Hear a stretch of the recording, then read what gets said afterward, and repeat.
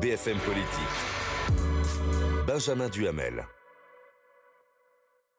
Raphaël Glucksmann, invité de BFM Politique, et je signale à tous ceux qui nous regardent à la maison chez eux qu'ils peuvent vous interpeller directement en scannant le QR code qui va apparaître à droite de l'écran, juste là, et nous relayerons vos questions tout au long de cette émission. Le QR code qui va apparaître, ce sont les magies de la télévision, et le voilà. Raphaël Glucksmann, dans les colonnes du Parisien, Emmanuel Macron a réaffirmé que des opérations sur le terrain en Ukraine seront peut-être nécessaires, tout en précisant qu'il ne le souhaite pas et qu'il n'en prendra pas l'initiative.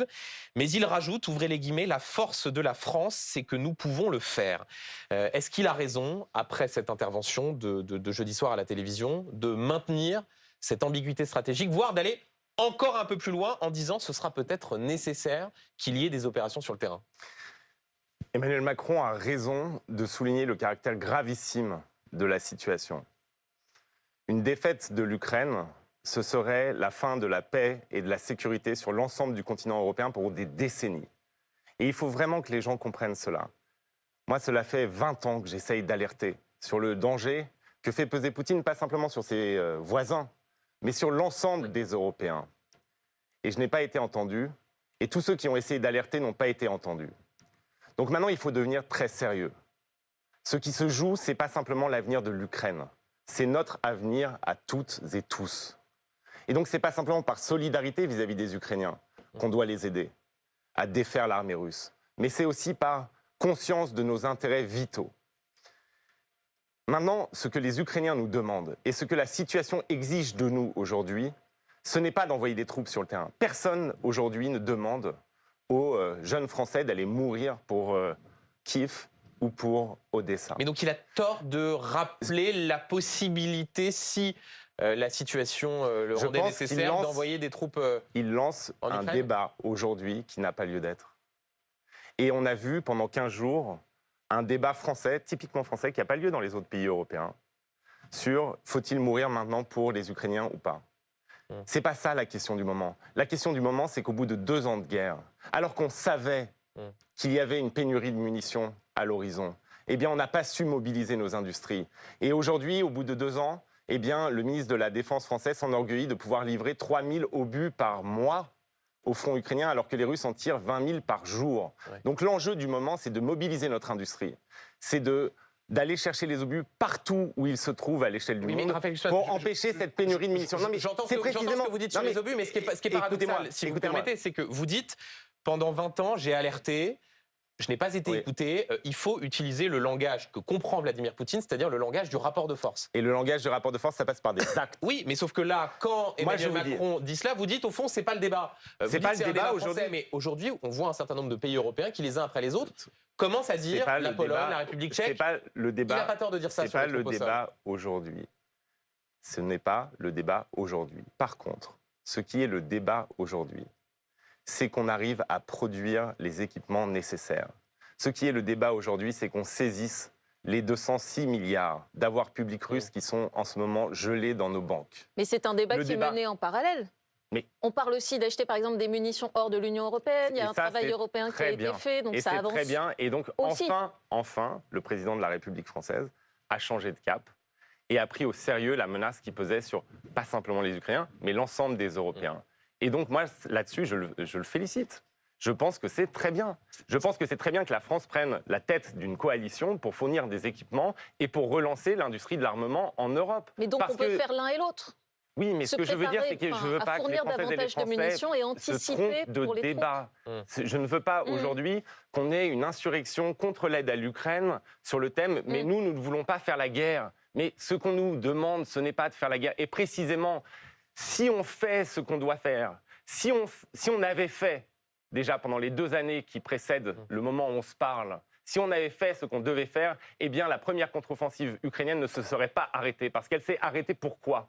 Parce que nous n'avions pas fourni les munitions, parce que nous n'avions pas fourni les missiles à longue portée, parce que nous n'avions pas fourni les chars. Mais c'est-à-dire que vous pensez qu'il n'y aura jamais besoin d'envoyer de troupes françaises au sol en Ukraine ? Je pense que si nous faisons ce que nous devons faire aujourd'hui, nous n'en aurons pas besoin. Mais vous savez, si Poutine gagne en Ukraine, qu'est-ce qui va se passer ensuite ? Il va s'arrêter ? Non. Il ne va pas s'arrêter. C'est-à-dire qu'il ira... On a pensé déjà qu'il s'arrêterait après la Moldavie, Tchétchénie. en Ensuite, on a Lettonie. pensé qu'il s'arrêterait après la Géorgie. Donc, on a mis la tête dans le sable et on l'a laissé faire. Ouais. On a pensé qu'il s'arrêterait après la Crimée et le Donbass. Eh bien, il ne s'arrêtera pas après l'Ukraine. Je peux vous le dire. Il ne s'arrêtera pas après l'Ukraine. Et nous, si jamais l'Ukraine perd, nous aurons à nous poser la question. Oui. Et c'est précisément pour éviter de se poser la question qu'il faut faire aujourd'hui tout ce qui est en notre pouvoir de faire pour que l'Ukraine gagne cette guerre. Et on va continuer à en parler, mais donc je retiens de ce que vous dites. Vous dites qu'il n'y a pas besoin, c'est un mauvais débat sur les troupes au sol, mais vous saluez je ne sais pas si on peut appeler ça un tournant, mais en tout cas la tonalité qu'utilise le président de la République depuis jeudi soir. Vous considérez que maintenant il a les mots qu'il faut. J'espère qu'il n'y aura pas de changement de cap, puisque Emmanuel Macron a changé de cap une dizaine de fois sur le conflit. J'espère qu'il n'y aura pas de changement de cap. Et je dis encore une fois, une chose. Nous avons méprisé les alertes des pays d'Europe centrale et orientale pendant des années et des années. Nous avons courtisé Vladimir Poutine et nous avons pensé qu'en étant gentils avec lui, eh bien, nous allons sauver la paix. Ce qu'il faut comprendre, c'est que face à un tyran comme Poutine, aux ambitions impérialistes comme les siennes, eh bien, ce qu'il faut faire, c'est être ferme. Et que si vous voulez la paix en Europe, vous devez être ferme. Chaque tergiversation, chaque faiblesse nous rapproche de la guerre. Donc être réellement pacifiste en ce moment, c'est tout faire pour que l'Ukraine l'emporte. Question d'Amandine Atalaya. Oui, parce qu'il y a une autre nouveauté dans le ton d'Emmanuel Macron dans son interview aux Parisiens, c'est que lorsqu'il parle de Vladimir Poutine, qui va donc être réélu ce soir, il dit que nous avons tort d'être intimidés par la Russie, qui n'est pas une grande puissance. Alors, il parle du PIB, notamment, voilà, l'économie. Il a raison de dire ça, ou bien c'est la méthode Coué? Il a raison de dire qu'il ne faut pas être tétanisé, qu'il ne faut pas être effrayé, qu'il faut rester acteur. Par contre, le PIB n'a rien à voir avec la puissance de nuisance d'un pays. La Russie a toujours eu un PIB dérisoire. Et pourtant, la Russie nous a humiliés pendant des années et s'est essuyé les pieds sur notre souveraineté. Dans l'arène internationale, il y a autre chose que le PIB. Il y a la puissance militaire, évidemment. Il y a aussi la capacité à incarner une volonté politique, ce que les dirigeants européens n'ont pas su faire pendant des années face à Poutine. Et donc, la Russie est forte de notre faiblesse. C'est nous qui n'intimidons plus. Si nous sommes, nous, forts, nous allons nous en sortir. Et moi, c'est le message que je veux passer et que je passe partout en France en ce moment. Il y a plus en nous que ce que nous croyons. La démocratie ne rime pas nécessairement avec la faiblesse. Et l'Europe ne rime pas nécessairement avec l'impuissance. Si on se mobilise, eh bien, franchement, on va s'en sortir. On va maintenir la paix et la sécurité sur le continent européen. Mais pour cela, il faut sortir des balivernes qui ont gouverné les pays européens pendant des décennies. Ce mythe de la fin de l'histoire, cette croyance de la paix perpétuelle. En fait, ce qu'on est en train de vivre aujourd'hui, c'est un moment décisif. C'est le moment où on se rend compte que tout ce qu'on pensait acquis, la paix, la démocratie, tout ce qu'on croyait éternel, était en fait éphémère et fragile. Et la démocratie, elle s'effondre si on ne se bat pas pour elle. La démocratie, elle s'effrite si on ne la cultive pas. Et donc, on est dans un moment comme ça, plastique de l'histoire, où on décide l'avenir des nations. Valérie Acco, je vous donne la parole dans une seconde. Je voudrais juste qu'on regarde, en ce moment, vous voyez dans le journal de Philippe Gaudin tout à l'heure, les images des élections qui ont lieu. Je voudrais aussi vous montrer ces images qui nous parviennent de la tombe d'Alexeï Navalny, des images en direct à Moscou, de rassemblements de moscovites spontanés qui viennent rendre hommage à Alexeï Navalny, cet opposant politique qui est mort dans des geôles russes en Sibérie. Question de Valérie Acco. Et s'il se mobilise aujourd'hui, c'est parce que ce soir, sans aucune surprise, Vladimir Poutine va être réélu pour la 5e fois, après une élection qui s'est déroulée sous le signe de la répression et du verrouillage. Est-ce que ce plébiscite à venir, est-ce qu'il nous fait poser quelles vont être les conséquences de ce plébiscite à venir pour la France et pour l'Europe? Aucune. Aucune. Vladimir Poutine poursuit une trajectoire linéaire. Tous ceux qui vous expliquent qu'il a changé, c'est simplement qu'ils essayent de masquer le fait qu'ils se sont radicalement plantés sur lui pendant 20 ans. Oui, c'est ce que dit Emmanuel Macron notamment. C'est celle d'une radicalisation permanente. Oui, parce qu'il s'est trompé. Et donc, il va vous expliquer qu'il a changé. Il n'a pas changé. Et si on avait écouté Alexeï Navalny, si on avait écouté avant lui Anna Politkovskaya, si on avait écouté les opposants russes, on aurait su d'emblée qui était Vladimir Poutine. Vladimir Poutine, c'est un agent du KGB qui n'a jamais digéré la chute du mur de Berlin et qui n'a jamais digéré la chute de l'Empire soviétique qu'il qualifie de plus grande catastrophe du XXe siècle. Et depuis sa prise du pouvoir, il n'a de cesse que d'entamer un grand révisionnisme des frontières en Europe. Qui est de vouloir, au fond, recréer l'Union soviétique. L'Union soviétique et recréer la domination de l'Union soviétique sur une partie de l'Europe. Est-ce qu'il faut que les États occidentaux, que les démocraties libérales reconnaissent l'élection de Vladimir Poutine? On entend des voix, par exemple, une députée de la majorité, Anne Jontek, qui dit qu'il ne faut pas reconnaître l'élection de Vladimir Poutine. Il ne faut pas reconnaître son élection, et d'autant plus qu'en réalité, nous, notre problème avec Vladimir Poutine, c'est les menaces qu'il fait peser sur nous. Oui. Et moi, j'ai présidé la commission sur les ingérences étrangères au Parlement européen pendant tout mon mandat. C'est moi qui ai demandé sa création au début. D'ailleurs, les gens me regardaient et me disaient « mais il est complètement malade, ce type. De quoi il parle ?» Et j'expliquais que non, Vladimir Poutine avait commencé une guerre hybride contre nos démocraties, c'est-à-dire des attaques sur l'espace informationnel européen, c'est-à-dire des cyberattaques contre nos hôpitaux, c'est-à-dire des cyberattaques contre l'Agence européenne du médicament, c'est-à-dire de prendre pour cible, via des milices en Afrique, nos soldats au Mali, et que donc il fallait réagir. Et cet homme que l'on voit là se vit comme étant en guerre contre nous. Et c'est ça qu'il faut comprendre. En fait, il se contrefiche du Donbass ou de la Crimée. Ce n'est pas une affaire de territoire. Son adversaire dans ce conflit, c'est l'Occident collectif, comme il le dit. C'est-à-dire nous. C'est nos valeurs, la liberté. Et ce n'est pas simplement nos valeurs, c'est nos systèmes politiques.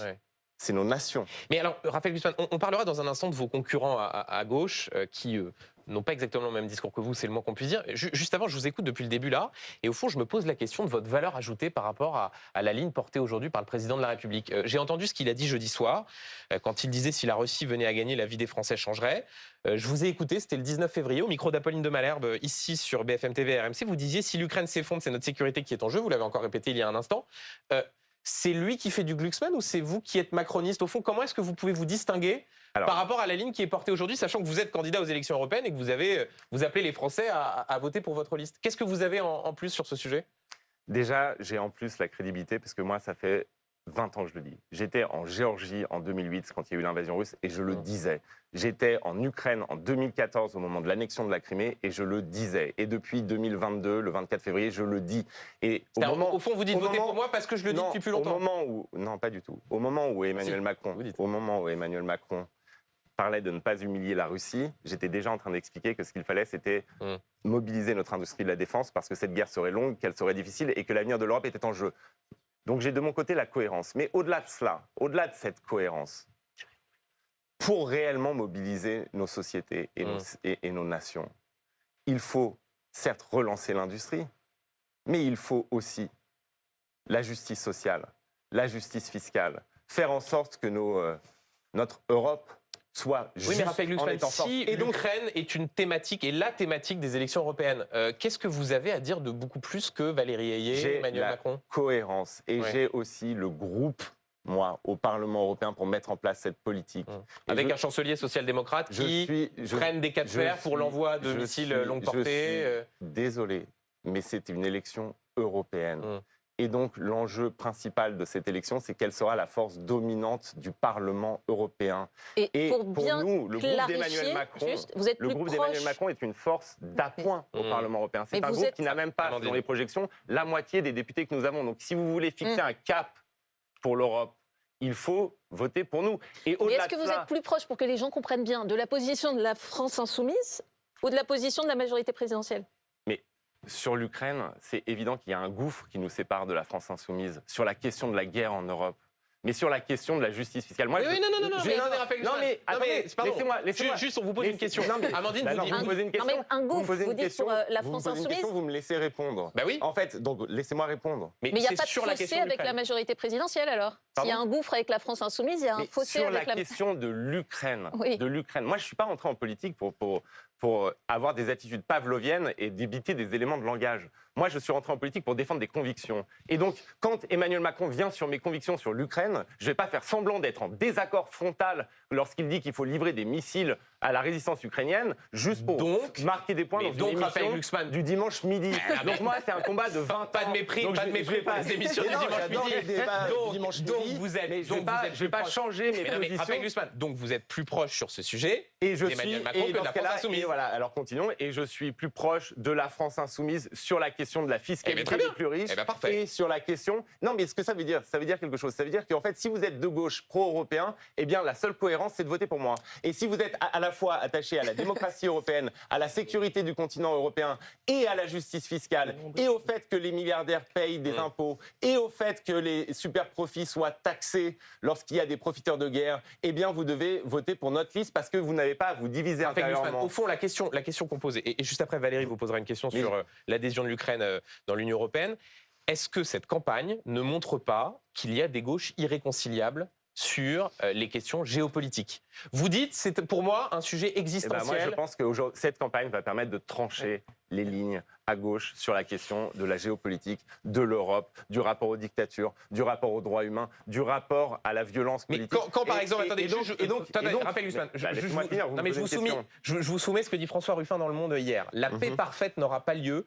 Il y aura des compromis construits sur des rapports de force avec des discussions sur les frontières. Il y a des frontières qui sont celles de 1991.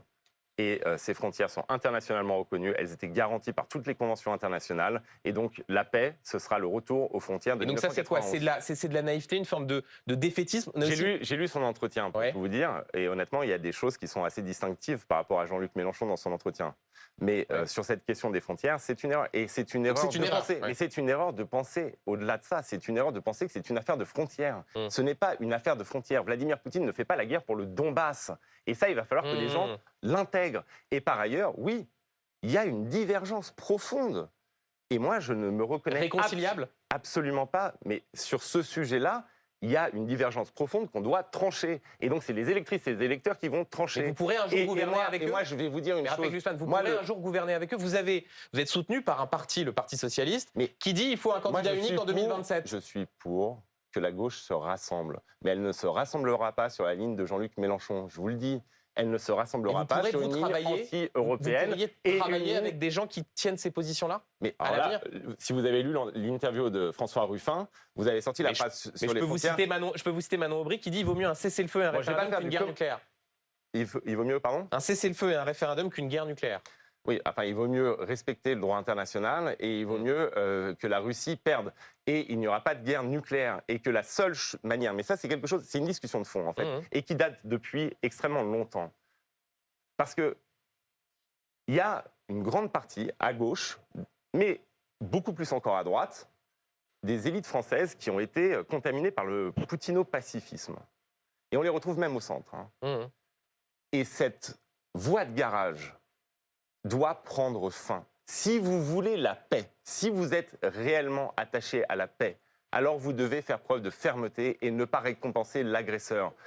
Les frontières de l'Ukraine sont internationalement reconnues et la seule manière d'avoir la paix immédiatement, c'est que la Russie retire ses troupes d'Ukraine. Question de Valérie Acco. Le 14 janvier, Raphaël Glucksmann, vous disiez, dans la perspective de l'adhésion de l'Ukraine à l'Union européenne, vous disiez, si vous considérez que cette adhésion, c'est une catastrophe, alors vous n'avez qu'à voter pour la liste RN. Est-ce que vous rediriez cette phrase aujourd'hui? Non. Pourquoi? Parce qu'il y a d'autres listes qui sont contre l'adhésion de l'Ukraine et que je ne vois pas pourquoi je ferais ce cadeau à Jordan Bardella. Il est déjà assez haut dans les sondages et effectivement, franchement, mais je vais vous le dire, moi je reconnais sans problème quand je dis, j'allais être mal poli, donc des âneries. Attention, n'allez pas trop loin. Ouais, non, mais je ne vais pas trop loin. Non, vous avez plein de listes qui sont opposées à l'adhésion de l'Ukraine et moi je défendrai l'adhésion de l'Ukraine à l'Union européenne. Et je défendrai cette adhésion tout en précisant quand même que c'est un processus long, parce que là, on va faire pareil que sur les troupes, on va faire semblant que c'est une adhésion demain à loi constante en Ukraine, SMIC constant en Ukraine, et par ailleurs, PAC constante en Europe, politique agricole commune. Donc non, il y aura des réformes. Que ceux qui nous regardent là se disent, au fond, l'agriculteur qui ne veut pas du poulet ukrainien, le salarié français qui voit les niveaux de salaire, se dit, une fois encore, Raphaël Glucksmann, il fait des grandes tirades sur la liberté, sur la nécessité de lutter contre le poutinisme, mais les sujets concrets des Français, ça n'intéresse pas. Excusez-moi, c'est votre interprétation. Parce que je pense déjà que les Français qui nous regardent sont intéressés par leur sécurité, par l'avenir de leur continent et par la capacité ou pas à vivre en paix ou en guerre en Europe. C'est quand même, c'est pas des sujets abstraits. Et par les conséquences concrètes qu'aurait pour eux dans la vie de tous les jours l'adhésion de l'Ukraine. Et donc, une adhésion de l'Ukraine, ça suppose quoi? Ça suppose exactement ce qu'on défend, nous. hein, contrairement à tous ceux qui sont des défenseurs, porte-parole autoproclamés de la colère des agriculteurs. Nous, on défend une réforme de la politique agricole commune. Parce qu'aujourd'hui, la politique agricole commune, elle est profondément injuste. 80% des subventions vont à 20% des exploitations. Et pourquoi c'est comme ça? Parce qu'en réalité, c'est fondé sur la taille des exploitations à l'hectare et c'est fondé aussi sur le niveau de production. Donc en fait, les grandes exploitations céréalières de la Beauce vont capter l'ensemble des subventions et les éleveurs qui travaillent 70 heures par semaine pour toucher 700 € par mois, eux, eh bien, ils sont complètement oubliés par les subventions européennes. Donc nous proposons une réforme de la politique agricole commune. Et si nous faisons la réforme que nous proposons en fondant sur l'emploi et sur l'utilité écologique, l'entrée de l'Ukraine ne sera pas une catastrophe pour les agriculteurs parce que la manière dont est structurée l'agriculture ukrainienne bénéficierait à fond de la PAC telle qu'elle est aujourd'hui, mais pas telle que nous la proposons. Et donc les réformes qui sont nécessaires pour que l'entrée de l'Ukraine ne heurte pas les intérêts des Français, eh bien ces réformes, elles sont de toute façon nécessaires. La politique agricole commune actuelle maintient 50% des agriculteurs dans la misère et nous la combattons, contrairement à la majorité présidentielle, vous vouliez un exemple de différence, contrairement à la droite et contrairement à l'extrême droite qui la soutiennent. Et on continue cette discussion dans un tout petit instant. Restez avec nous, BFM Politique, invité Raphaël Glucksmann.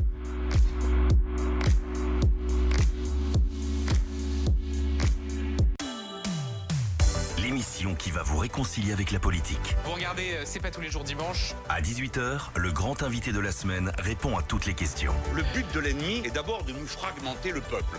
J'essaye dans les questions que je vous pose de comprendre ce qui traverse la société française. C'est un poison très lent, l'inflation. Et le principe de réalité, il est menaçant. Ce que vous voyez autour de vous. Toutes les maisons sont quasiment impactées. On est dans l'urgence. À 19h, un débat plein de panache entre deux visages de la politique française. La politique, c'est que du courage. On dénonce par des mots, mais il y a aussi des actes. Je voudrais qu'on parle de solutions. C'est le même combat.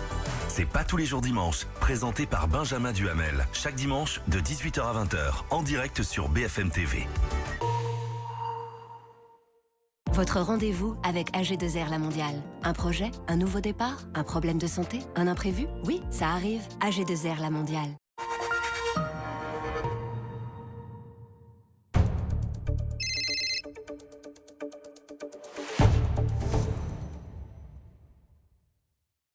Entreprendre sa vie avec Attila, c'est créer son patrimoine en rejoignant un réseau avec des valeurs pour mener un projet qui a du sens. Réparer et entretenir les toits pour protéger les patrimoines et leur durabilité. Vous aussi, créez votre entreprise avec Attila sur attila.fr.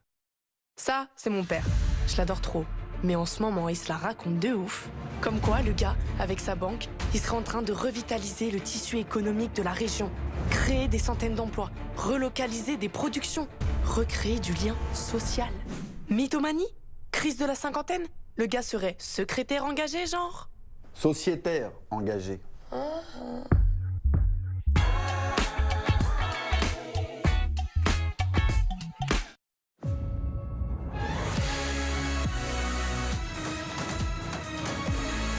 Voici la nouvelle génération de SUV électriques français. Jusqu'à 680 km d'autonomie pour aller encore plus loin. Et rouler l'esprit tranquille avec le programme Peugeot Allure-Care jusqu'à 8 ans. Venez découvrir le nouveau Peugeot i3008 100% électrique pendant les portes ouvertes du 14 au 18 mars. Je le dis à chaque fois qu'on me pose la question, ce Comme J'aime, ça m'a changé la vie parce que ça m'a libéré la tête. Bah, évidemment que ça marche. C'est pour ça que les gens viennent à Comme J'aime parce que ça fonctionne très bien. Moi, j'ai perdu beaucoup de poids très très vite. Là, j'en suis à moins 7 kilos. Et par exemple, la première semaine, j'ai perdu 3 kilos. Combien tu as perdu de kilos? Moi, j'ai fait 3 mois et demi, 16. Et moi, j'ai perdu aussi 16 kilos. Et je suis métamorphosée aujourd'hui. Ça marche à merveille. Voilà, tout simplement. Vous aussi, optez pour une perte de poids simple à partir de seulement 3,92 € par repas. Rendez-vous sur commej'aime.fr. Bonjour. Bonjour. On peut voir la C3? Bien sûr. Ah, la C3. Un succès jamais démenti depuis plus de 20 ans. L'agilité citadine, le confort inégalé. C'est pas vrai? Ah si. Oui. C'est le 3e ce matin. 3e déjà? Ouais. Bravo. Bravo. Il est marié. Super. C'est bon de se sentir irrésistible. Pendant sa grande tournée, Citroën C3 Origine est à partir de 89 € par mois. Portes ouvertes ce week-end. Et si tout pouvait devenir réel? Vos rêves les plus fous, ces idées qui voguent dans votre esprit, ces émotions qui vous anime. Passer du rêve à la réalité. Nouvelle BMW iX2 100% électrique.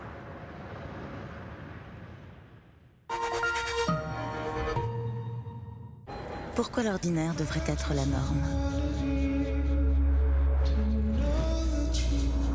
Vous méritez plus.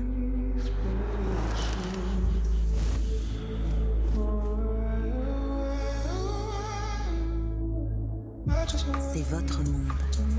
Rendez-le exceptionnel. Nouveau Lexus LBX. L'exceptionnel comme standard.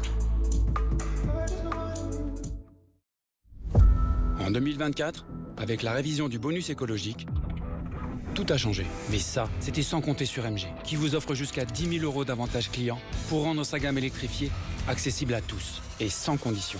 Alors, profitez-en. Jusqu'à 10 000 € d'avantages clients MG sur notre gamme électrifiée disponible en stock jusqu'au 30 mars. Et c'est sans condition de revenu ou de reprise. Ah, trouvez immédiatement votre MG en stock sur mgmotor.fr. Portes ouvertes ce week-end. Enfin, Louise est délivrée. Son fils va aller à la fac comme un grand. Elle lui a trouvé une voiture garantie 24 mois grâce à un vendeur pro avec La Centrale. Rendez-vous sur lacentrale.fr.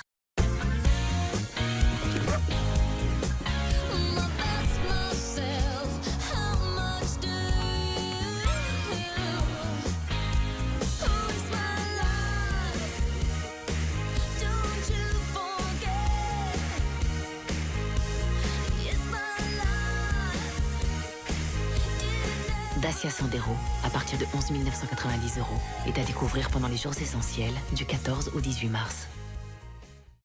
Découvrez l'offre d'électricité d'Alpic et profitez d'un prix garanti moins cher que le tarif réglementé. Comme plus de 5000 clients et la garantie d'économiser sur votre facture d'électricité avec Alpic. Vous, les Italiens, vous êtes connus comme les maestros de l'élégance. Et pour les Français, c'est vrai aussi. D'ailleurs, notre nouvelle collection s'appelle Bellissima. Ça veut dire magnifique. Exactement. Découvrez les canapés Li Codrignano à 739 €. Cereseto et son lit coulissant à 969 €. Tausano Anquir, avec mon relax électrique à 1128 €. Et là, je m'incline. Cette nouvelle collection Bellissima est vraiment magnifique. Et très confortable. Ah, les Français, toujours les derniers mots. Poltrone et sofa, solo divan de qualité. Et voilà. Les petits chaperons rouges d'aujourd'hui savent très bien comment ravitailler Mère Grand avec un panier bien frais. C'est moi qui l'appelle Mère Grand. T'inquiète, il est cool. Oh, bah merci. Donc je disais, chez Aldi, les fruits et légumes frais sont livrés chaque jour en magasin.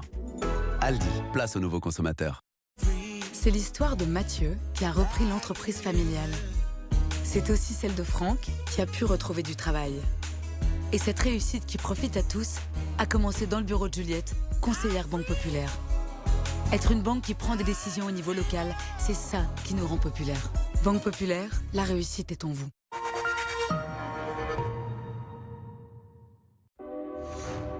BFM Politique.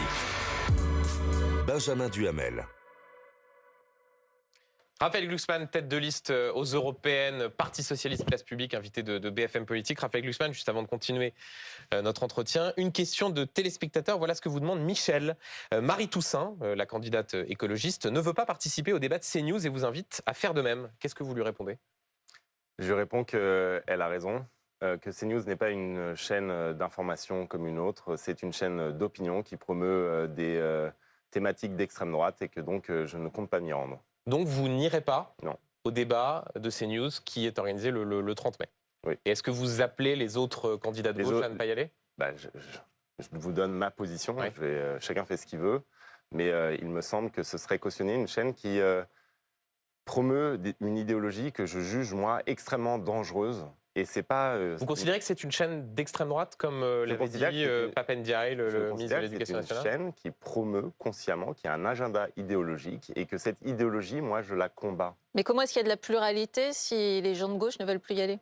Mais c'est, vous savez, il y aura plein de débats. C'est un geste qui sur cette chaîne d'ailleurs, le 27 mai, qui revient à cautionner cette idéologie-là. Moi, je ne sais pas quelle est l'idéologie qui est derrière BFM. Je n'arrive pas à savoir. Je le regarde. C'est de faire notre travail.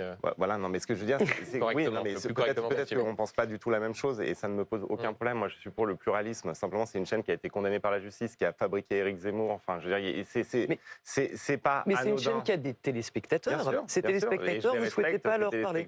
Simplement, moi, je ne vais pas faire la démarche d'aller cautionner une idéologie que je juge dangereuse.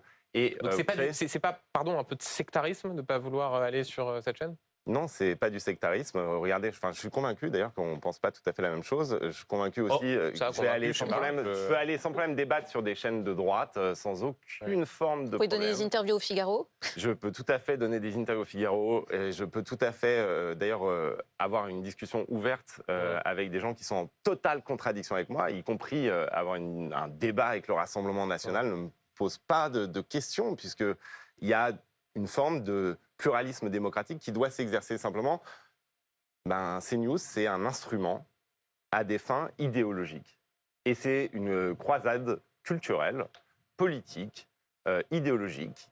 Et que moi, je ne me vois pas cautionner ça. Juste, si je vais au bout de votre logique, vous considérez qu'il faudrait, comme certains le demandent, que la fréquence soit retirée de cette chaîne ? Parce qu'il y a une renégociation des fréquences l'année prochaine. C'est le débat aujourd'hui. Moi, j'ai répondu à votre question. Je me pencherai sur ce dossier plus tard. Question de Valérie Acco sur ce qui s'est passé cette semaine à Sciences Po. Et oui, la semaine passée à Sciences Po, où vous avez d'ailleurs été étudiant à Sciences Po, et à l'occasion d'une manifestation pour Gaza, une étudiante juive a été interdite de pénétrer, momentanément en tout cas, dans un amphithéâtre. Est-ce que, selon vous, il y a un problème d'antisémitisme à l'heure actuelle à Sciences Po ?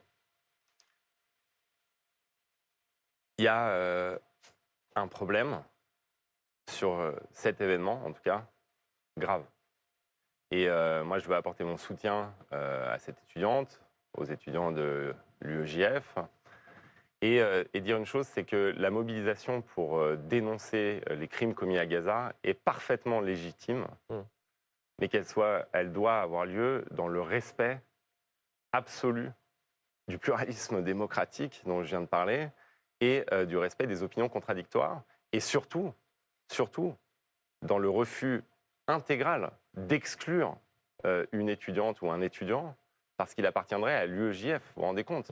Et vous pensez que c'est un fait isolé ou que c'est une dérive plus générale, soit du monde universitaire, soit d'une partie de la cause pro-palestinienne qui parfois confond cette cause légitime et le fait d'avoir une forme d'ambiguïté vis-à-vis de l'antisémitisme? Moi, mon rôle, c'est de mettre une frontière étanche.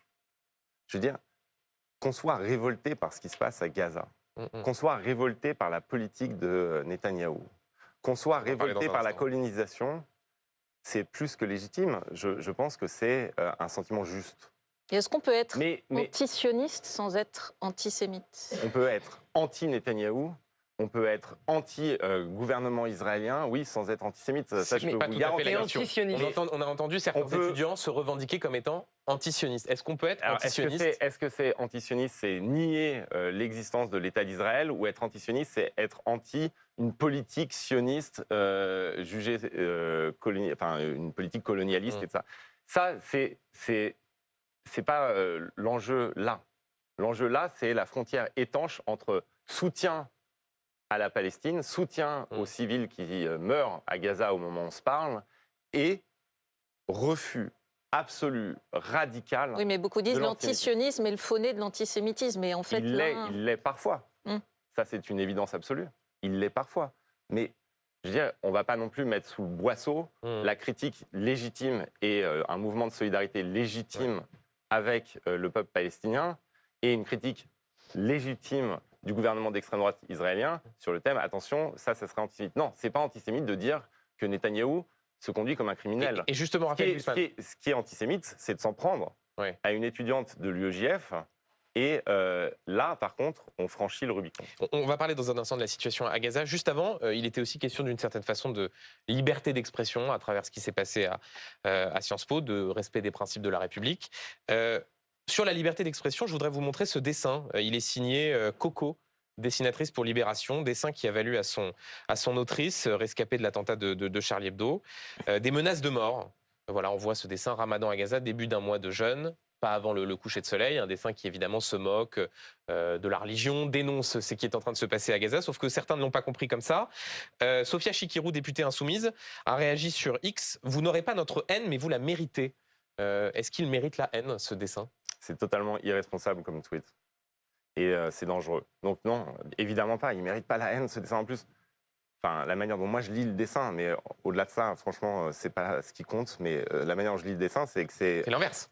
C'est une dénonciation de la famine à Gaza. Donc en fait, c'est une dénonciation du blocus de l'aide et du fait que des gens meurent de faim au moment où on se parle à Gaza. Mais enfin, au-delà de ça, je veux dire, on a trop vu en France ce que coûtaient des menaces de mort et ce qu'impliquaient des menaces de mort contre des caricaturistes.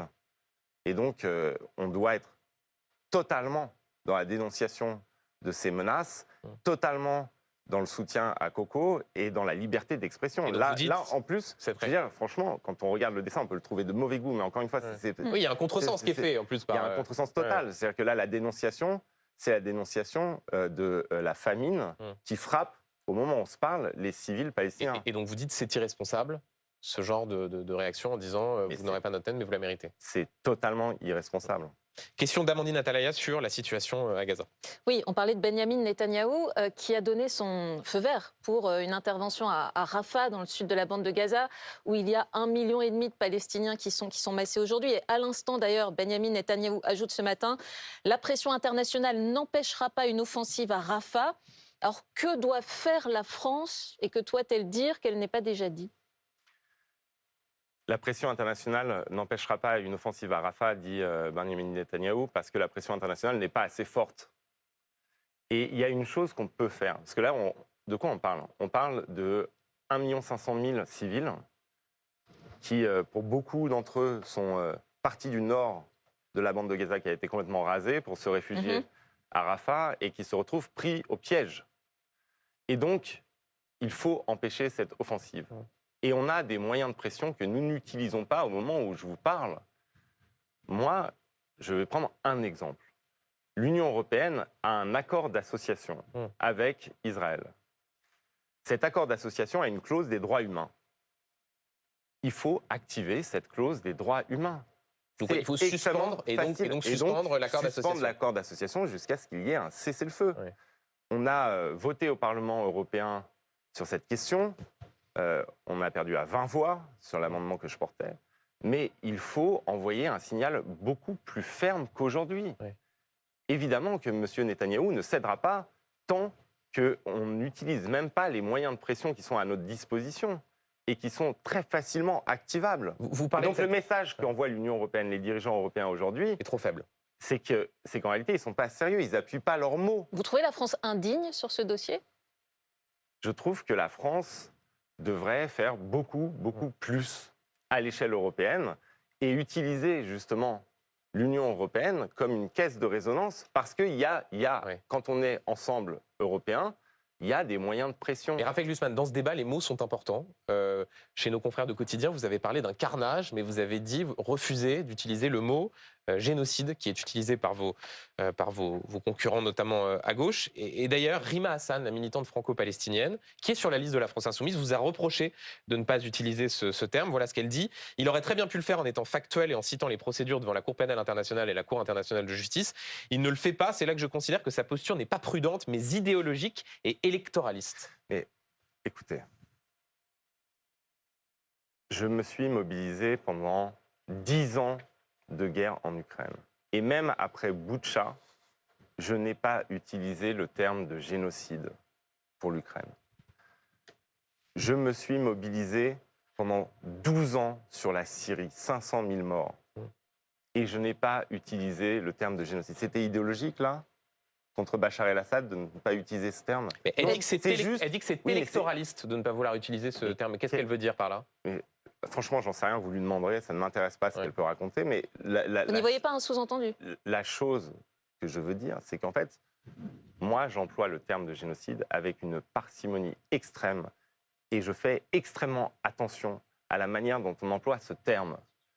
Sans doute est-ce lié au fait que j'ai commencé ma vie d'adulte dans les fosses communes du Rwanda avec un travail de plusieurs années sur l'extermination totale des Tutsis du Rwanda, où on allait tuer depuis le nourrisson jusqu'au vieillard dans les maisons, dans les marais et dans les églises.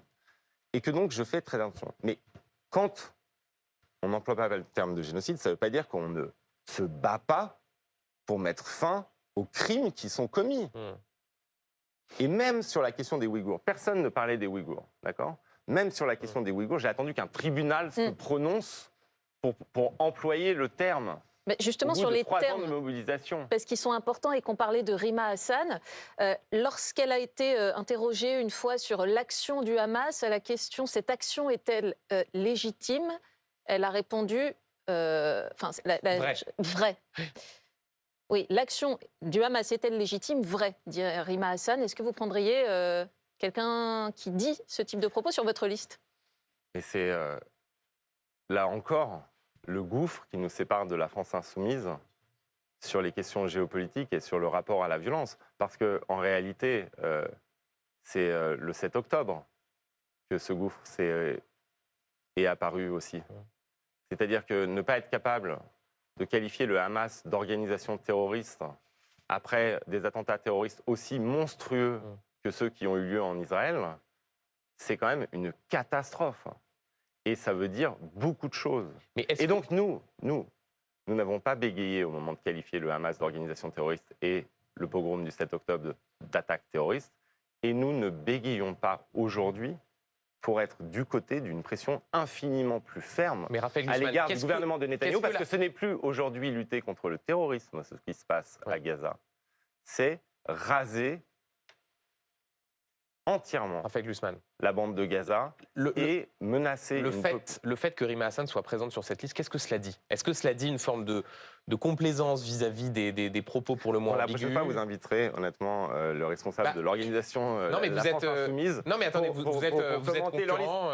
Franchement, moi je ne vais pas passer là 10 minutes à commenter l'ordonnancement interne de la liste France Insoumise. Je pense que c'est un peu plus que ça. Et cela représente des débats qui sont importants. Donc je vous pose la question. Extrêmement clair sur nos divergences, le gouffre qui nous sépare sur cette question, et je pense qu'on peut avancer. Alors, vous n'allez pas être content parce qu'on va parler un peu de la campagne des européennes et de ce qui s'est passé hier, le lancement de la campagne de la France Insoumise. Prochaine fois. Non, mais attendez. J'ai un nouveau taf. C'est un sujet important. C'est commentateur des meetings. Et donc, non, pas du tout. Vous êtes candidat et donc il y a des concurrents. Les couleurs étaient belles. Et par ailleurs, ça peut permettre de parler de votre campagne. Jean-Luc Mélenchon est 80e sur la liste insoumise. Est-ce que c'est une bonne nouvelle pour eux, donc une mauvaise pour vous, parce que cela donne de la force à leur campagne, ou est-ce qu'au contraire, il y a une forme de clarification à gauche entre eux et vous, de ce point de vue-là? Moi, je suis pour la clarté. Il aurait même pu prendre la tête de liste, que c'était très bien. Je suis pour la clarté. Je suis pour qu'on tranche ce qui nous sépare. Mais je suis aussi pour vous dire une chose. Nous, on n'est pas là pour participer à un match à gauche, là.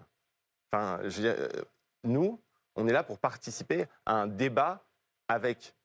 D'un côté, la liste Renaissance qui promeut une forme de continuité des politiques européennes qui nous semblent profondément injustes dans plusieurs aspects, et avec la liste qui est aujourd'hui en tête et qui est le Rassemblement national. Et donc, je ne vais pas, moi, m'installer dans un match à gauche, là. C'est pas donc, ça c'est-à-dire, vous dites votre concurrent, c'est Renaissance.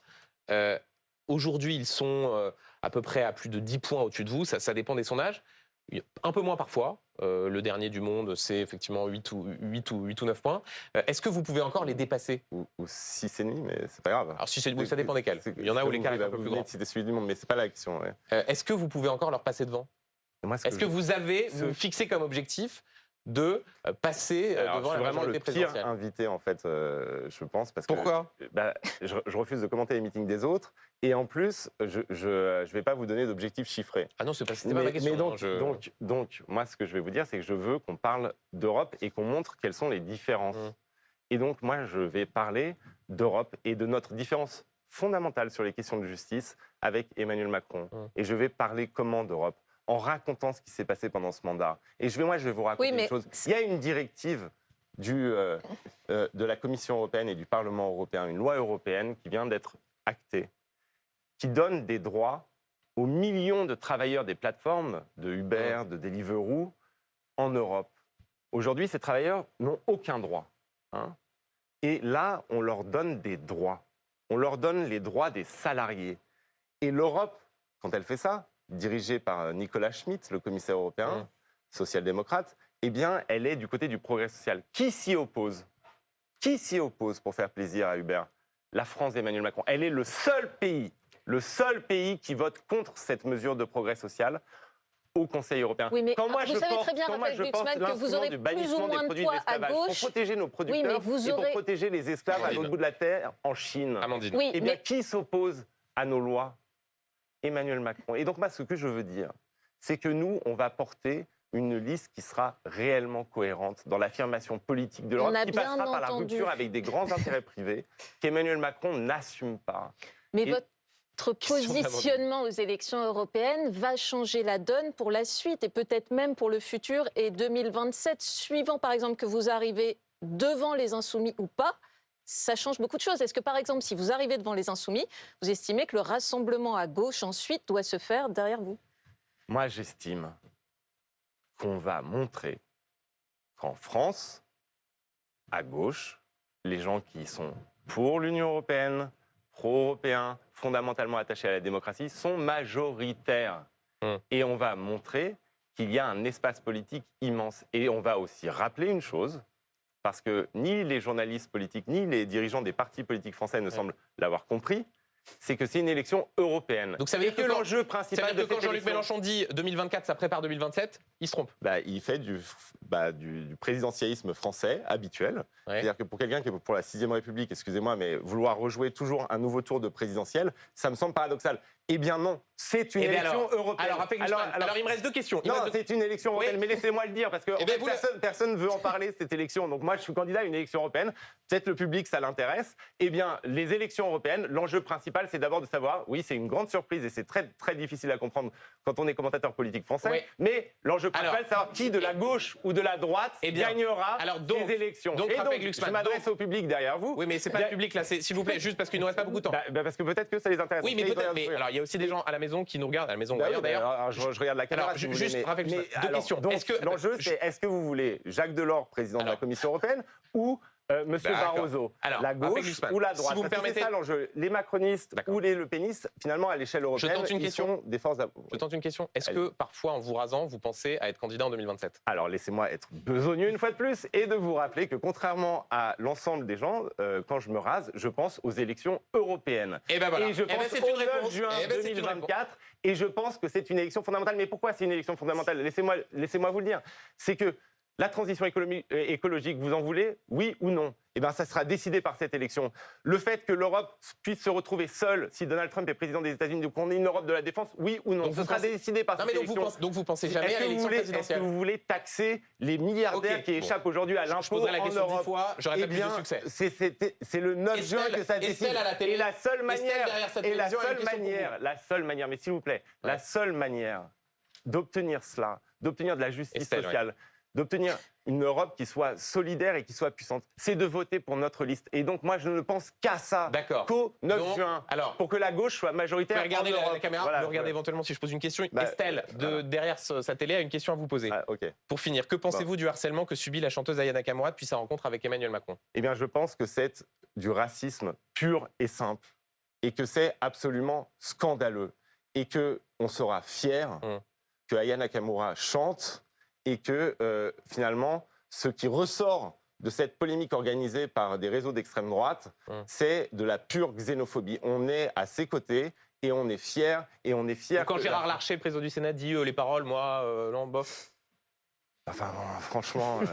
Non, mais il y a 4 Français sur 5, par ailleurs, qui n'ont pas envie qu'elle chante. Ça veut dire qu'ils sont tous racistes. Moi, je ne suis pas critique musicale, mais ce que j'ai vu, des messages qui sont passés, moi, je suis politique. Je serai toujours là pour lutter contre l'extrême droite. Je serai toujours là pour lutter contre les campagnes xénophobes. Et je serai toujours aux côtés de ceux qui en sont les victimes. Merci Raphaël Glucksmann, merci Amandine, merci Valérie. Tout de suite, vous retrouvez Pauline Revenat et Philippe Gaudin pour Affaires suivantes. Je vous retrouve ce soir, 18h. C'est pas tous les jours dimanche. Vive la politique.